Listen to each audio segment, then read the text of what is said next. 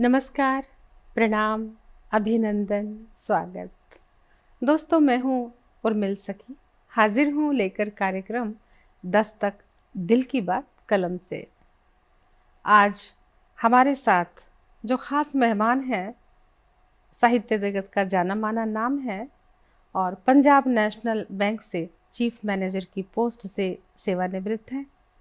नाटक, कहानी, कविता, उपन्यास सभी विधाओं में दखल रखते हैं।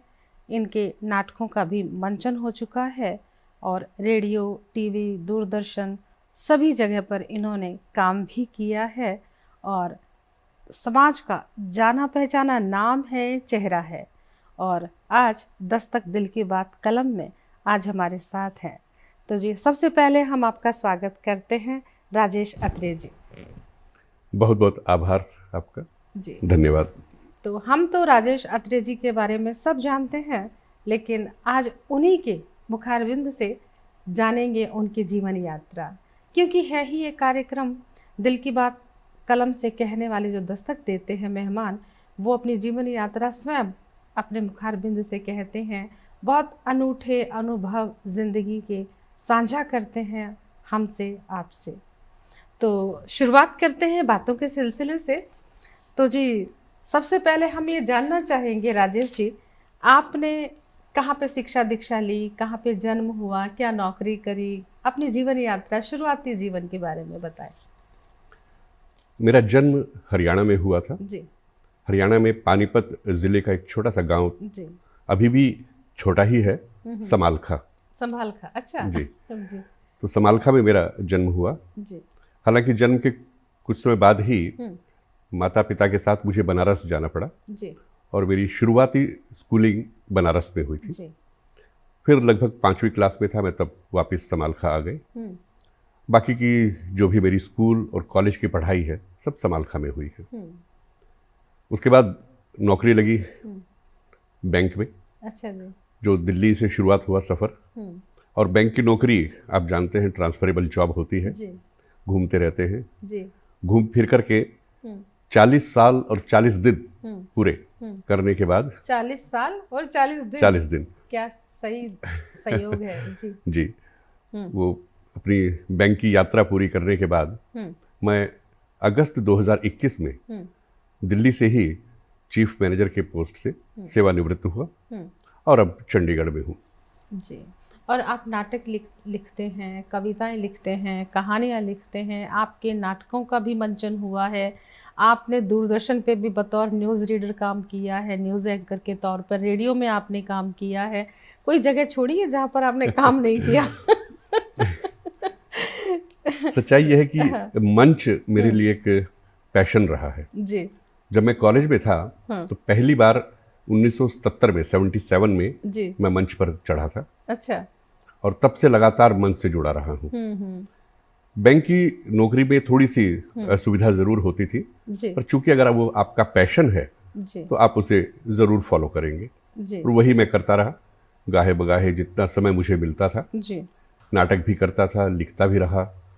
और लिखने का शौक विशेष रूप से मेरा 1993 से, अच्छा 1993 में अगर मैं कहूँ, मेरी सबसे पहली कविता जो मैंने लिखी, कविता नहीं कुछ पंक्तियाँ थी जी, जो लिखी, जो 1993 में 1993 में। जी। उससे पहले तक मैं सिर्फ मंचन का करता था या कभी लिखता था तो भाषण प्रतियोगिताओं में भाषण लिखता था जी। अपने लिए लिखता रहा और कई दोस्तों के लिए। मेरी बेटी, बड़ी बेटी 1987 में पैदा हुई थी, वो भी 6-7 साल की उम्र से ही मंच पर आ गई थी, भाषण अच्छा देने लगी थी। अच्छा जी। तो उसके लिए लिखता था जी तो लिखने का क्रम मेरा उस समय से चल रहा है। पर कविता के रूप में 1993 में मेरी पहली कविता मैंने लिखी थी। कविताओं की बात है, जीवन के बारे में भी जानेंगे, बहुत कुछ सुनना है आपसे, किस तरह से आगे के पड़ाव रहे, सफ़र रहा। तो कविताओं की बात की है तो कविताओं से ही शुरुआत करते हैं, सुनते हैं कोई आपसे जो कविता आपने सबसे पहले लिखी थी, याद है? हाँ, सबसे पहली कविता जी मैंने लिखी थी 1993 में, जैसे बताया। जी जी जी, स्वागत है। वो थी 6 जून 1993 को। थोड़ी सी भूमिका के साथ बताऊंगा ताकि कविता भी आप समझ पाएं। उस समय मैं एक ऐसी संस्था से जुड़ा था जो सामाजिक संस्था थी जी और देश के लिए, समाज के लिए काम करती थी। जी 1990, 91, 92 तक मैं उसके साथ एक्टिवली जुड़ा रहा। अच्छा जी। उसके बाद थोड़ा सा मेरा ब्रेक हुआ और मेरा स्थान परिवर्तन हुआ बैंक में जी। जब वापस मैं 1993 में उसी संस्था में गया तो मैंने देखा कि अब वो सब बदल चुका था माहौल वहाँ का। जी। वो स्पिरिट जो होती है देशभक्ति की या भावना की वो थी, पर उस तरह से नहीं रही जैसे कि मैं सोच रहा था, जिस तरह से हमने शुरुआत की थी। तो वो देख करके थोड़ा सा मन खिन्न हुआ था। तो मैंने कुछ पंक्तियां लिखी थी जी। वो पेश कर रहा हूँ। खिन्न अवस्था में थोड़ा जी, सा जी। मैंने लिखा था मेरा घर, जी। क्योंकि 90, 91, 92 में जितना एक्टिव रहा और अब 93 में अचानक उसकी स्थिति देखी मैंने कुछ दूरी के बाद, कुछ समय बाहर रहने के बाद। तो मैंने लिखा, दिखाकर एक खंडहर मुझे तुम कहते हो ये मेरा घर है। दिखाकर एक खंडहर मुझे तुम कहते हो ये मेरा घर है, लगता तो मुझे भी है ऐसा, पर क्यों बदला बदला ये मंजर है। पर क्यों बदला बदला ये मंजर है। बहाया था जिस खातिर मैंने पसीना, बहाया था जिस खातिर मैंने पसीना, क्या ये वही दीवारों दर है। छोड़ा नहीं बस सौंपा था तुम्हें, मैंने छोड़ा नहीं बस सौंपा था तुम्हें, फिर क्यों बिगाड़ा तुमने ये घर है।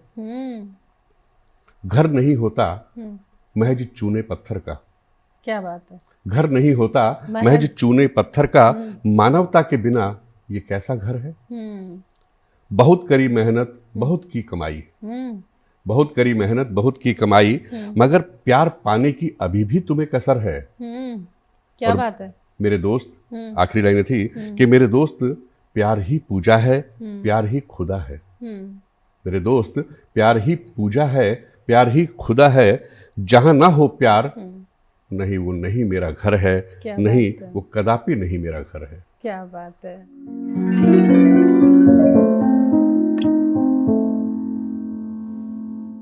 तो बातों का सिलसिला आगे बढ़ाते हैं। तो अत्रे जी, आप बता रहे थे कि आपकी खिन्नता निकली और किस तरह से आपने बताया अपने बारे में, सभी ने सुना। अब कविता सुनने के लिए भी हम आतुर हैं, क्योंकि अगली कविता में आप क्या कहते हैं। अगली कविता मैंने समाज में उन लोगों के व्यवहार को देख करके लिखी जो अपने आप को सरमाएदार समझते हैं। अच्छा जी। और वास्तव में जो सर्वहारा वर्ग होता है उसके साथ किस तरह के हालात होते हैं। सर्वहारा जी। तो इसको उस तरह कैसे आप इसको एक्सप्लेन करिए। आम व्यक्ति जो होता है, जी, जो जमीन से जुड़ा होता है व्यक्ति, जो हैव्स और हैव नॉट्स जिसको बोलते हैं, वो हैव्स जिनके पास सब कुछ होता है, हैव नॉट्स जो वंचित वर्ग है। तो उन लोगों के लिए जी उनके बारे में कि ईमान जिनके पारे के समान है, ईमान जिनके पारे के समान है, वे ही आज मेरे देश के भगवान हैं। ईमान जिनके पारे के समान है, वे ही आज मेरे देश के भगवान हैं। और देवताओं की नगरी इस भारत में, देवताओं की नगरी इस भारत में क्या काम उनका जो इंसान है। क्या बात है। देवताओं की नगरी कहते हैं और इंसान की हम कदर नहीं करते कि देवताओं की नगरी इस भारत में क्या काम उनका जो इंसान है। जिनके पास है सत्ता, धन और ताकत, वे ही आज सर्वत्र पूज्यवान है। जिनके पास है सत्ता, धन और ताकत, वे ही आज सर्वत्र पूज्यवान है। गरीबों का नहीं है कोई वली वारिस, क्योंकि वे बदनसीब बेजुबान हैं। क्या बात है। गरीबों का नहीं है कोई वली वारिस, क्योंकि वे बदनसीब बेजुबान हैं। क्यों सताया जाता है इन बेबसों को आखिर। बहुत खूब। ये सोच सोचकर हम यूं ही परेशान हैं। ये सोच सोचकर हम यूं ही परेशान हैं। जब कभी मांगी गरीबों ने धरती, जब कभी मांगी गरीबों ने धरती, तो उन्हें पहुंचाया जहां शमशान है। जब उन्होंने अपना हक मांगा, वेरी ट्रू, तो जब कभी मांगी गरीबों ने धरती, तो उन्हें पहुंचाया जहां शमशान है। हैं सभी जब एक पिता की औलाद, जी, परम पिता परमात्मा की, हैं सभी जब एक पिता की औलाद, फिर क्यों कर कोई सौतेली संतान है। ये भेदभाव क्यों, भेदभाव क्यों। और फिर लास्ट में मैं खुद अपने आप को ही कह रहा हूं कि हैं सभी जब एक पिता की औलाद, फिर क्यों कर कोई सौतेली इंसान संतान है। चुप हो जा, चुप हो जा, ज्यादा बहस न कर, वरना कहेंगे सब कि तू ही असली बेईमान है। क्या हम बात दूसरों के बारे में है। कहें, हाँ। जितना ज़्यादा कहेंगे तो हमें ही जी। बदनाम कर दिया जाता है, बेईमान ठहराया जाता है। जी जी। और मैं तो ये कहती हूँ कि एक साहित्यकार ही होता है, कलमकार ही होता है जो समाज की कुरीतियों पर अपनी कलम रखता है, जो भी वो समाज में देखता है उसको हूबहू बयां करता है कागज़ पर बगैर किसी लाग लपेट के। और संदेश भी होता है, जी। सुधार की भी गुंजाइश होती है, क्योंकि उसको जब आगे लोग सुनते हैं, पढ़ते हैं तो मन में कहीं ना कहीं बदलाव तो आते हैं इन चीज़ों से।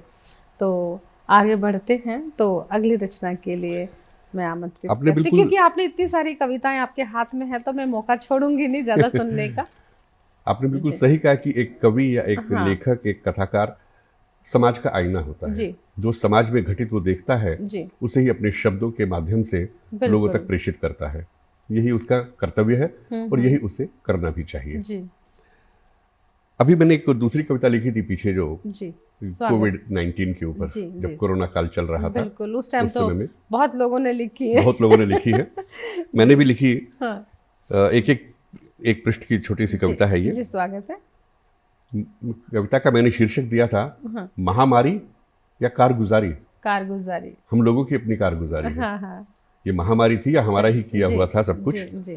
कि कौन कहता है ये वायरस है एक महामारी, कौन कहता है कि ये वायरस है एक महामारी, जरा गौर से देखो तो यह है अपनी ही कारगुजारी। जरा गौर से देखो तो ये अपनी ही है कारगुजारी। ना धरा छोड़ी न छोड़ा आसमान, न धरा छोड़ी न छोड़ा आसमान, कर दिया आकाश पाताल एक समान। हर शय को अपनी मलकियत समझ खुद को ही बना लिया था भगवान। हर शय को अपनी मलकियत समझ खुद को ही बना लिया था भगवान। कुदरत से छेड़छाड़ कर की थी बर्बादी की तैयारी। कुदरत से छेड़छाड़ कर की थी बर्बादी की तैयारी। जरा गौर से देखो ये तो है अपनी ही कारगुजारी। घड़ी सबके पास थी पर नहीं था समय किसी के पास। जीतना है पूरी दुनिया को, ये थी सबके मन की प्यास। घड़ी सबके पास थी पर नहीं था समय किसी के पास। जीतना है पूरी दुनिया को, ये थी सबके मन की प्यास। भाग भाग के भी ना थका, हाँ वक्त ही पड़ गया भारी। जरा गौर से देखो ये तो है अपनी ही कारगुजारी। जी। और मैं तो ये कहूंगी इस कविता के माध्यम से कि एक वक्त होता था कि सब कहते थे वक्त नहीं देते, वक्त नहीं देते, इतना वक्त दे दिया वक्त ने कि सब कहने लग गए घर से निकलो, घर से निकलो। जी जी। अब भी ना सीखा सबक हमने, हाँ। तो फिर बहुत पछताएंगे। अब भी न सीखा सबक हमने तो फिर बहुत पछताएंगे। आने वाली पीढ़ी को आखिर क्या देकर जाएंगे। सही बात है। नवयुग के निर्माण की, नवयुग के निर्माण की हम पर ही तो है जिम्मेवारी। जरा गौर से देखो ये तो अपनी ही है कारगुजारी। और अंतिम पंक्तियां हैं कि ये शानो शौकत ये दिखावा, ये शानो शौकत ये दिखावा, ये सब बिल्कुल बेमानी है।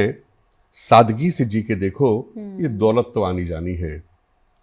प्यार मोहब्बत फैलाना सीखो। मैं कोशिश करता हूं कि अपनी हर कविता के अंत में कुछ संदेश दूं, और वो पॉजिटिविटी, सही बात है, सकारात्मक सोच के दूं। ये एक लेखक का ध्येय भी होना चाहिए हर एक का। समस्या बता करके फिर एक मैसेज मैं जरूर डालना चाहता हूं। बिल्कुल बिल्कुल। कि ये शानो शौकत ये दिखावा, ये सब बिल्कुल बेमानी है। सादगी से जी के देखो ये दौलत तो आनी जानी है। प्यार मोहब्बत फैलाना सीखो, यही बनेगी यादगारी। जरा गौर से देखो ये तो अपनी ही है कारगुजारी, ये तो अपनी ही है कारगुजारी। क्या बात है। यानी कोविड टाइम के जो समय में, उस समय जो मनोस्थिति थी इंसान की, जो हालात थे, और सिखाया सादगी से रहना, बिना श्रृंगार के रहना हर और सादगी से खाना। बाहर की चीजें बंद हो गई है ना, सिंपल खाने पर आ गए, साधारण रहना, जीवन दिनचर्या इतनी साधारण हो गई कि जिंदगी का मतलब उसके मायने समझ में आ गए कि हम इतने कम साधनों में भी बहुत अच्छा जीवन जी सकते हैं। जी। ये बात भी हमें जो है कोविड टाइम में समझा दी भगवान ने। जीवन शैली बदल दी थी, लेकिन लोग फिर से लौट रहे हैं, और चलो लौटना भी चाहिए प्रगति की ओर। तो मुझे ये बताइए कि राजेश जी, आपके कितने नाटकों का मंचन हुआ है अब तक? लगभग 15 से ज्यादा ही होंगे जी। और हाँ, एक ही नाटक का कई बार मंचन भी हो चुका है। जी। तो ये नाटक लिखने का जो जज्बा है ये कहाँ से आया, कब लिखा पहला नाटक? वास्तव में जैसा मैंने बताया कि 1977 में मैं पहली बार मंच पर चढ़ा था। दूसरों के लिखे नाटक में अभिनय करता था। अच्छा जी, तो आप अभिनेता भी हैं। ये रूप आपका अभी आज ही पता चला जी। तो अभिनय करता रहा मैं, बैंक की तरफ से, बैंक के बाहर भी, जब कभी जहां मुझे मौका मिला। उस क्रम में चलते चलते अचानक मुझे खुद लगा कि कुछ ऐसी घटनाएं हमारे आसपास घटित हो रही हैं जिन्हें अब तक शायद कलमबद्ध नहीं किया गया है, तो क्यों ना उसे कलमबद्ध किया जाए जी। ये सोच करके मैंने कुछ लिखना शुरू किया। तभी मेरे पास एक साथी आए और उन्होंने आकर कहा कि हम कुछ चाहते हैं कि एक ऐसा नाटक जो आज तक कभी ना लिखा गया हो, या कोई ऐसा नाटक जो आज तक कभी ना बना हो, कुछ ऐसा हो। तो मैंने फिर उस समय में अपना एक फिक्शन लिखना शुरू किया जी। उसका नाम था केसर जी। वो एक नारी की व्यथा के ऊपर था जी। केसर जी। वो नाटक मैंने लिखना शुरू किया जी। वो अभी मैं लिख ही रहा था कि दूसरे लोगों को पता चला कि भी राजेश आत्रेय भी नाटक लिख रहे हैं। तो वो नाटक आपका है? ये तो मैंने कई बार देखा है, केसर, टैगोर थिएटर। जी हाँ, जी हाँ, वो मेरा लिखा हुआ है। मैंने देखा है, बहुत ही कहानी का ताना बुना किरदार बहुत खूबसूरती से आपने जो है उसमें लिखा है। बहुत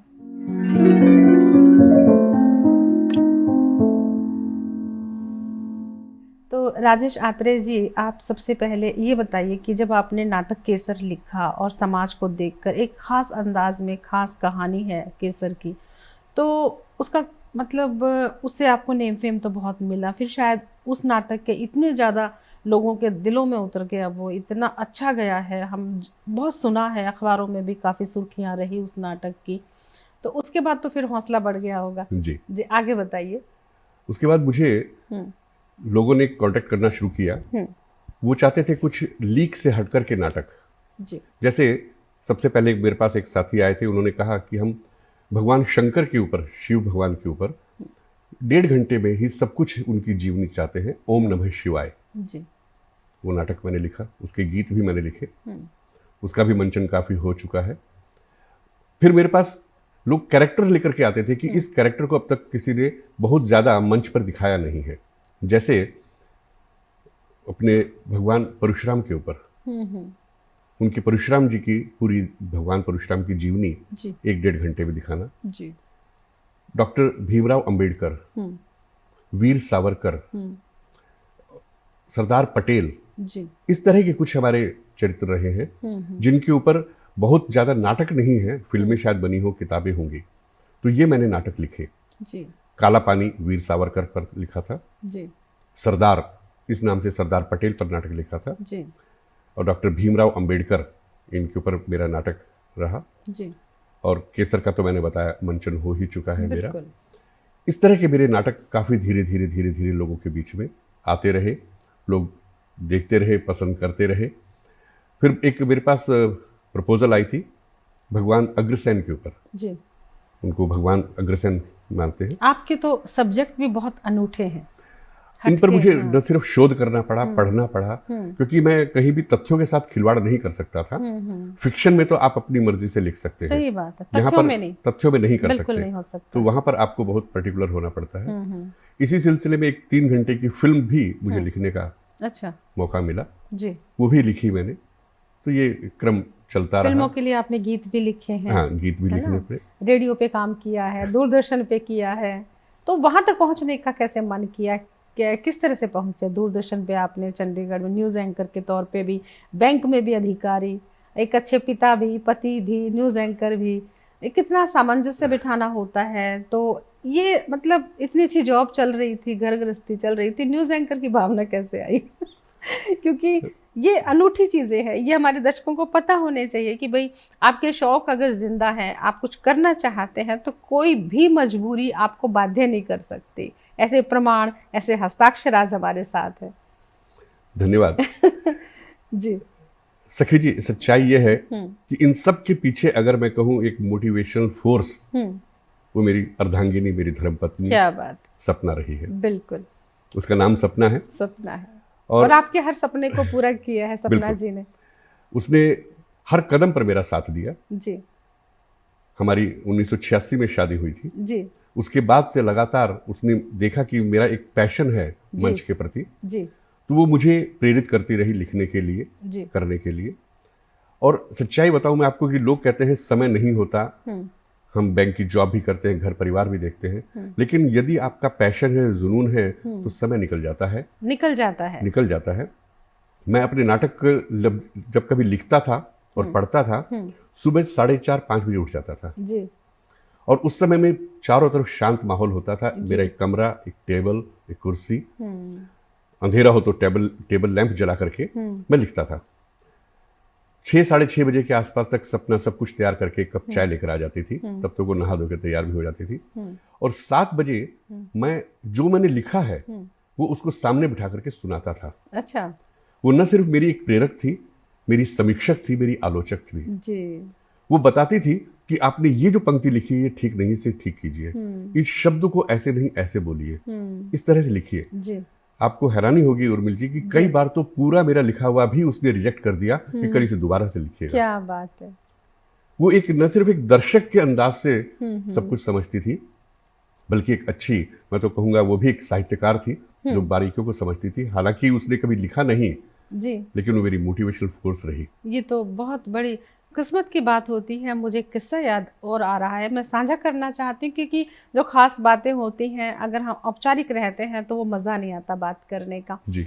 एक साहित्यकार हैं, मैं नाम नहीं लूँगी, उन्होंने बताया कि उनकी पत्नी जब वो लिखते थे तो जब वो डायरी में लिखते थे तो वो जब ऑफिस चले जाते, उनकी वाइफ जो है उनके पेज आग में जला देती थी। वो कहती थी कि प्यार मोहब्बत लिखता है, मुझे तो करता नहीं, फिर किसके लिए लिखता है। तो वो उसकी जितने भी कुछ रचनाएं लिखते था, कविताएं लिखता था, कुछ किस्से कहानी डायरी में, उसकी पत्नी जला देती। वो आके डायरी ढूंढता था और जब लड़ाई होती थी वो बता देती कि मैंने तो वो तो जला दिए। तो ऐसी भी प्रेरणाएं होती है। मुझे लेकिन तो हाँ, वही मैं कह रही हूँ कि जीवन संगनी, जीवन साथी हमें कैसा मिलता है उससे भी हमारे साहित्यिक जीवन की दशा और दिशा निर्धारित होती है। बिल्कुल सही, बिल्कुल। और उसी ने मुझे प्रेरित किया कि आप इसमें एक घटना भी घट गई थी 2001 में जी। मेरा एक रोड एक्सीडेंट हो गया था जी। जिसमें मेरे पैर में काफी फ्रैक्चर भी हुआ जी। आज भी थोड़ा सा स्क्रू लगे हैं मेरे हिप में जी। उससे पहले भी सपना ने मुझे इसी बात पर प्रेरित किया कि आप अभिनय को थोड़ा सा सेकंड रखिए, क्योंकि आपकी लेखनी अच्छी है, आप लिखिए, अपनी आवाज का प्रयोग कीजिए जी। और उसी सिलसिले में मैंने अपनी बेटी के लिए एक बार एक लेख लिखा था, एक भाषण था 2005 में जी। वो उसने चंडीगढ़ में गांधी स्मारक भवन में वो सुनाया था जी। वहां पर उसका भाषण सुनने के बाद कुछ लोग इस बात से प्रभावित हुए थे कि बच्चे ने बहुत अच्छा बोला, और कुछ इस बात से प्रभावित हुए थे कि बहुत अच्छा लिखा हुआ है, बहुत अच्छा लिखा हुआ है। तो उस तरह से बच्ची के थ्रू वो मेरे पास आए, मेरी बिटिया के थ्रू उन्होंने मुझे संपर्क किया और कहा कि हमारे लिए लिखिए। जब मैंने उनके लिए लिखा तो बहुत अच्छा लगा। फिर वो जब उन्होंने रिकॉर्ड किया तब उन्होंने कहा कि आप इसे बताइए कि किस भाव से हम बोले। जब मैंने बोला स्टूडियो में जाकर तो उन्हें लगा ये आवाज बहुत अच्छी है, ये तो हमारे प्रोग्राम के लिए फिट रहेगी। क्या बात है। तो यहाँ से फिर मेरे को रेडियो पर बोलने का मौका मिला जी। और वहीं से मेरी आवाज लोगों ने सुनी। तो दूरदर्शन पर मुझे हरियाणा डायरी एक आती थी, उसमें मुझे न्यूज पढ़ने का भी मौका मिला जी। क्योंकि उसमें उच्चारण देखना होता है। इसके अलावा दिल्ली दूरदर्शन पर भी 1984-85 की अगर मैं बात करूं तो मैंने ऑडिशन दिया था सबा जैदी जब उस समय वहां पर थी, तो वहां पर भी मेरा सब कुछ पास हो गया था। लेकिन चूंकि फिर बैंक था, जॉब ट्रांसफर हो गई, वहां कंटिन्यू ही नहीं कर पाया जी।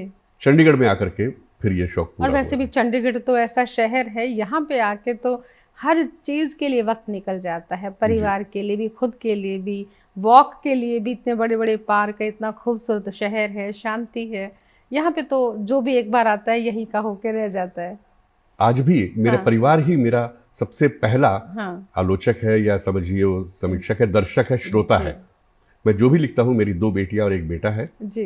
मेरी बड़ी बहन मेरे साथ है जी। और धर्मपत्नी जी। जब भी मैं लिखता हूँ उनको पहले बिठा करके सुनाता हूँ, और जो भी करेक्शन करनी होती है वो करेक्शन करके ही मैं कभी मंच पर चढ़ता हूँ। क्या बात है। शायद यही सार्थकता है आपके साहित्य की, और मैं तो कहती हूँ हर किसी को ये सार्थकता, इस तरह का घर में माहौल, परिवेश, जीवन संगनी, चाहे मेल हो चाहे फीमेल हो, जीवन साथी के तौर पे ऐसे ही समझदार जो है साथी की बहुत सख्त ज़रूरत होती है साहित्य की यात्रा के लिए। आप बहुत खुशनसीब हैं।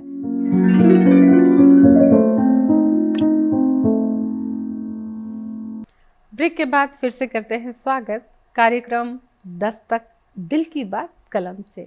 आज हमारे साथ है श्री राजेश आत्रे जी और आत्रे जी से जानते हैं उनके आगे की यात्रा। तो राजेश जी, आप सपना जी के बारे में कुछ सुना रहे थे जी। जो संस्मरण आपने बताया उस लेखक या उस कवि का जी, जिसकी पत्नी उसकी रचनाएं जला देती थी जी, मेरे साथ कभी ऐसा नहीं हुआ और भगवान करे किसी के साथ हो भी ना। मुझे तो हमेशा प्रेरणा मिली जी और उसने कभी शिकायत भी नहीं की मुझसे कि आप मुझ पर लिखिए। जी लेकिन मेरी बिटिया ने मुझसे एक दिन कहा कि पापा आप कुछ मम्मी पर लिखिए। जी तो मैंने कुछ लिखा जी और वो आपके सामने पेश कर रहा हूँ। अब भी वो सुनती है तो थोड़ा सा शर्मा जाती है, जी। लेकिन मैंने उसमें अपने दिल की बात लिखी है उसके साथ। क्या बात और है। यहाँ पर एक लाइन जरूर कहना चाहूँगा कि पति पत्नी के संबंधों में प्यार मिठास अपनापन तो रहता है, पर कभी कभी कुछ मतभेद होता है तो नाराजगी भी आ जाती है, लेकिन वो क्षणिक होती है, लंबा नहीं चलती और चलाने भी नहीं चाहिए, और यही जीवन का रंग भी है। सही बात है। तो मैंने लिखा है सपना। अक्सर लोगों को बातें करते सुना है कि उन्होंने देखा था फलां को अपने सपने में।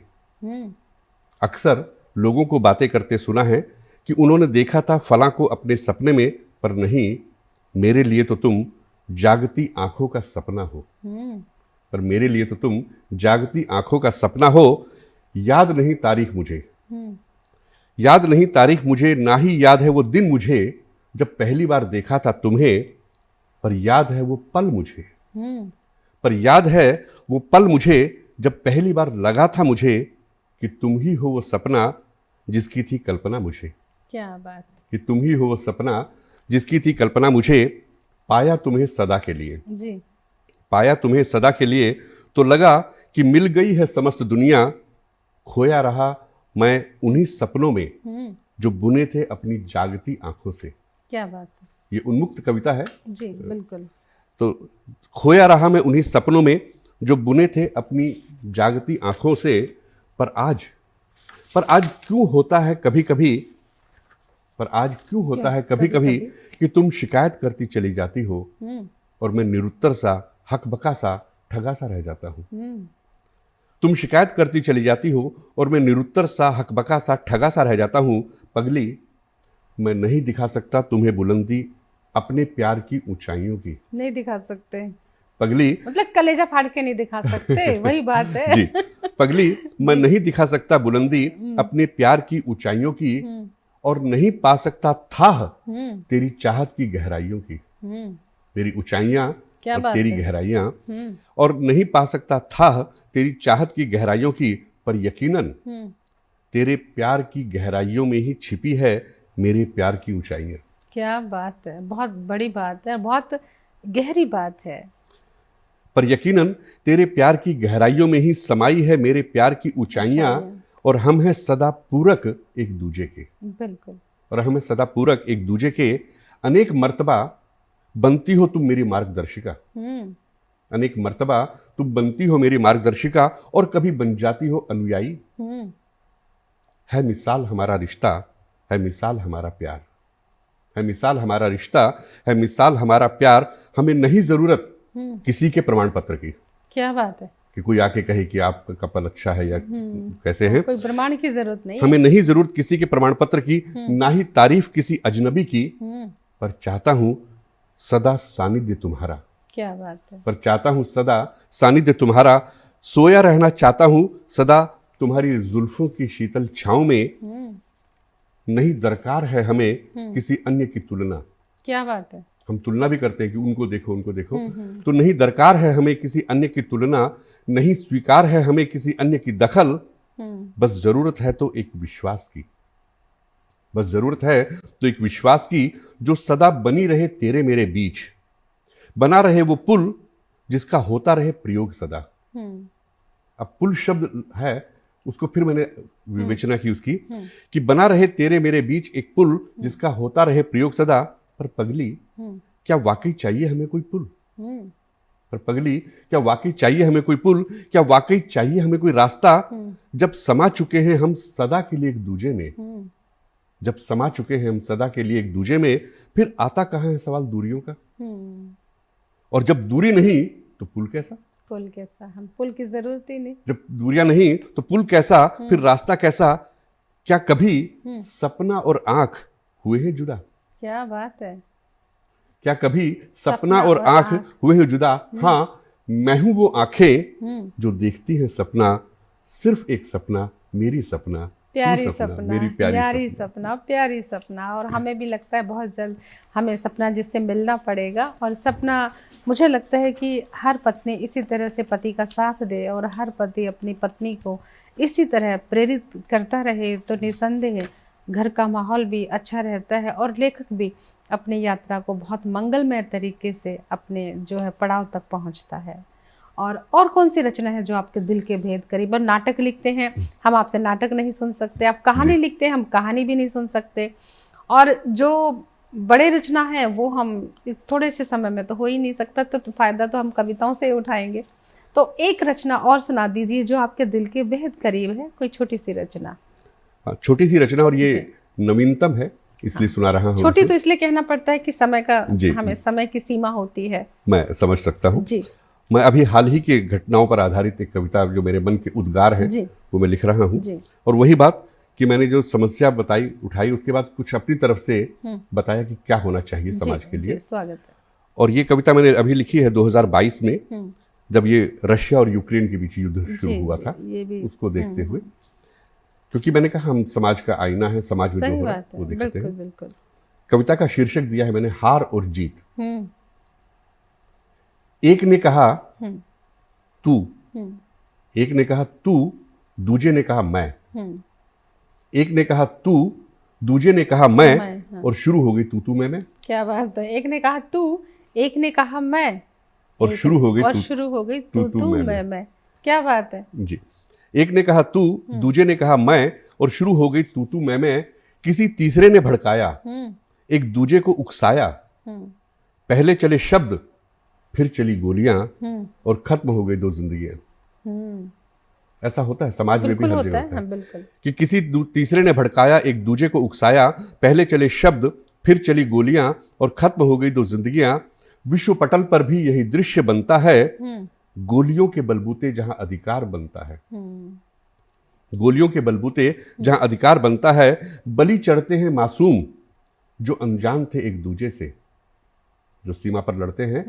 बलि चढ़ते हैं मासूम जो अनजान थे एक दूजे से, नहीं था कोई परस्पर वैर, न धर्म से न जाति से, और वे जो जानते थे एक दूजे को करीब से, जो हमारे सरमाएदार आका हैं, और वे जो जानते थे एक दूजे को करीब से, वे तो बस देखते और आदेश देते थे महलों से। सही बात है, बिल्कुल। लड़ते नहीं थे, लड़ते थे बेचारे मासूम। बिल्कुल। क्या जमीन का कोई एक टुकड़ा इतना है कीमती? मेरा प्रश्न है कि क्या जमीन का कोई एक टुकड़ा इतना है कीमती कि इंसानी लाशों से जिसकी कीमत नहीं पटती? बहुत गहरा दर्द है कविता में। और राजनेता जो है वो, उनका ना परिवार बिखरता है, ना उनका शारीरिक कुछ कष्ट होता है जी। आम आदमी इसको झेलता है। क्या जमीन का कोई टुकड़ा इतना है कीमती कि इंसानी लाशों से जिसकी कीमत नहीं पटती? बनना चाहते हो तुम विश्व शक्ति, लेके अनगिनत जिंदगियां। बनना चाहते हो तुम विश्व शक्ति, लेके अनगिनत जिंदगियां। आखिर दिखाना चाहते हो किसे, उजाड़ कर बेशुमार बस्तियां। क्या बात है, बहुत खूब। उजाड़ कर बेशुमार बस्तियां। यदि करना चाहते हो तुम, यदि करना चाहते हो तुम पूरे विश्व पे राज जी, तो त्याग दो ये विध्वंस और नरसंहार का राग। क्या बात है। तो त्याग दो ये विध्वंस और नरसंहार का राग। दिल जीता जाता है प्रेम सौहार्द सद्भाव से। क्या बात है। दिल जीता जाता है प्रेम सौहार्द सद्भाव से, बन के एक दूजे का सहारा परस्पर विश्वास से। यदि नहीं है ये गुण, यदि नहीं है गुण, तो जीत के समस्त भूमि भी, यदि नहीं है गुण, तो जीत के समस्त भूमि भी। रहोगे हाथ खाली, अंत में मिलेगी 2 गज जमी ही। क्या बात है। यदि नहीं है गुण प्रेम सौहार्द और सद्भाव के, तो जीत के समस्त भूमि भी। रहोगे खाली हाथ, अंत में मिलेगी 2 गज जमी ही। तो आओ फिर से शुरुआत स्नेह करें, तो आओ फिर करें शुरुआत स्नेह और प्यार की। जीते एक दूजे का मन, ना कि जमीन किसी और की। सही बात है, बिल्कुल सही बात है। और मैं तो ये कहूँगी कि अत्रे जी, जिस तरह से आपने अपनी रचनाओं से हमारे दर्शकों को बहुत सारी सीख भी दी है और बहुत सारी ज्ञानवर्धक जानकारी भी दी है, अपने बारे में भी बताया और कविताओं से भी रूबरू करवाया। तो मुझे लगता है आज दर्शकों को बहुत अच्छा लगा होगा, क्योंकि आप एक प्रेरणा भी हैं। और तो आपका आज इस आंगन में आने के लिए मैं आपका धन्यवाद करती हूँ। आप आए, आपने दस्तक दी, अपने विचार दर्शकों से साझा किए, और जो है आप कुछ कहना चाहते हैं? बस आपका बहुत बहुत आभार। जी मैं आपके माध्यम से समाज को यही कहना चाहूँगा, सभी व्यक्तियों को, जी कि हम सबको पॉजिटिव रहना चाहिए, जी, सकारात्मक सोच रखनी चाहिए। बिल्कुल। बैंक की जॉब से निवृत्त होने के बाद जी। अब मैं एक मोटिवेशनल स्पीकर के रूप में जी, अलग अलग संस्थानों में भी जाता हूँ, बहुत खूब। बच्चों से लेकर बड़ों तक सबको संबोधित भी जी। करता हूँ। मेरा यही संदेश है आपके माध्यम से, जी। आपका आभार जी, कि हम इसी तरह से सकारात्मक रहें, हाँ, पॉजिटिव रहें। बिल्कुल। और यही हमारी सफलता है।